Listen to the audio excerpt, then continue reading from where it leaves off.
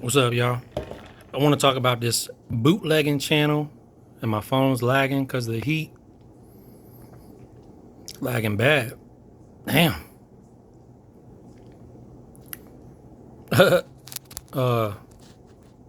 There is a channel that bootlegs, and it's called Rare Texas Mixtapes. You go on his Instagram, and he has a picture with, I think, somebody from Boss Hog or Swish House or one of these groups. It's just one person though, and it's just a photo op is what it is. Because there ain't no way that no Texas underground rapper is gonna support what he does.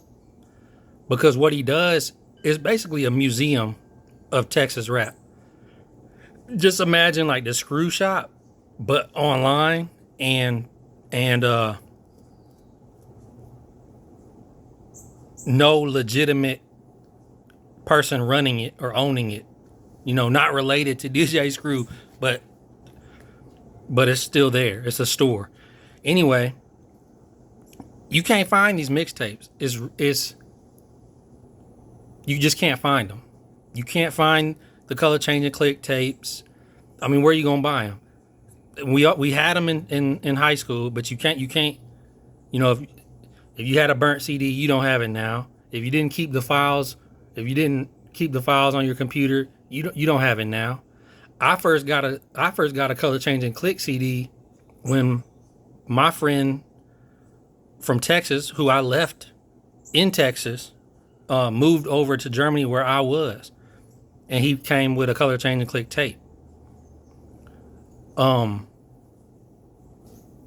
And then of course, Chameleonaire.com, which actually, there is a legitimate representative for that time period, and it's not Rare Texas Mixtapes. And I'm gonna tell you who he was in just a second. But you went on Chameleonaire.com, you got the official tape.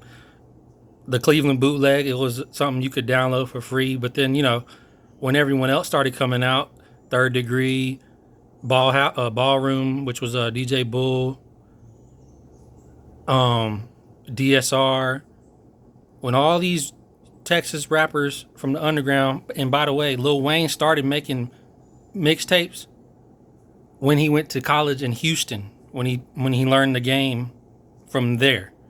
Don't get it twisted, and don't forget, the mixtape game was big in Texas.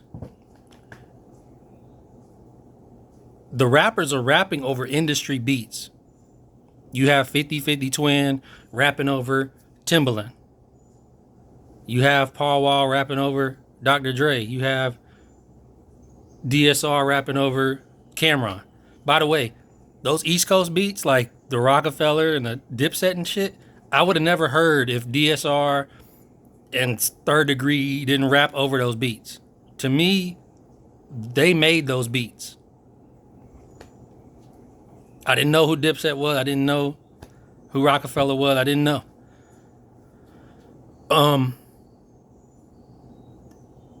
And this Rare Texas Mixtapes channel has collected all these tapes. I'm sure he got some from fans, because we like to think that this is a museum. We really would like to think that this is a museum for Rare Texas Mixtapes.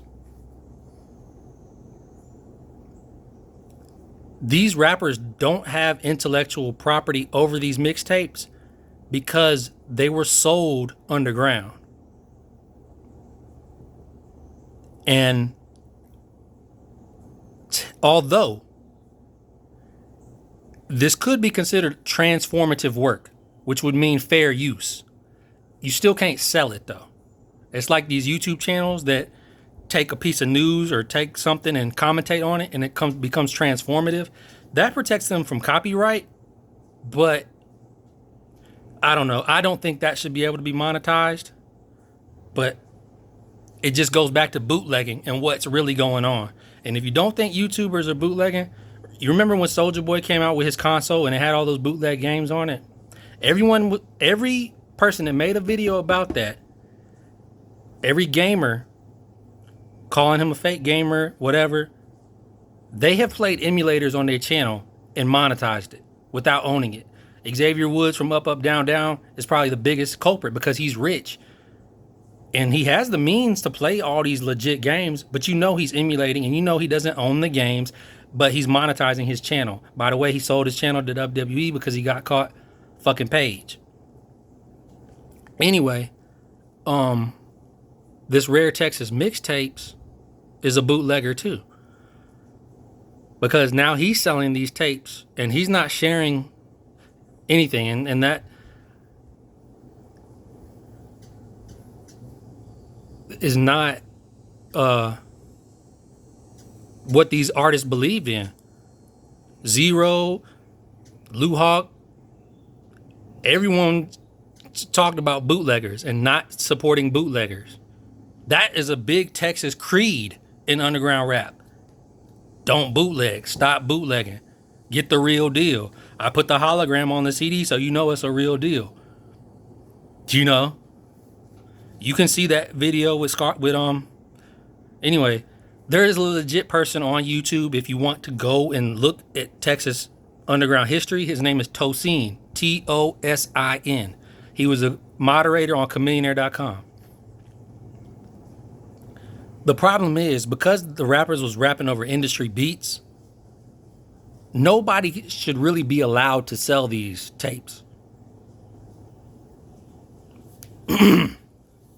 But the rappers do have intellectual property over their verses.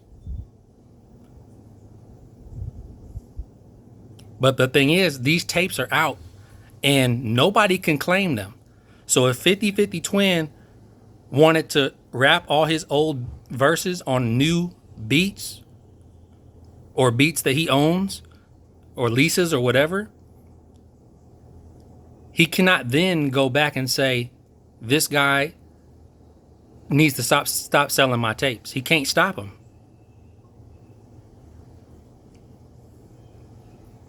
And this is part of why underground rap is dead. Just bootlegging. That's what this is. Rare Texas Mixtapes is a bootlegger. You know?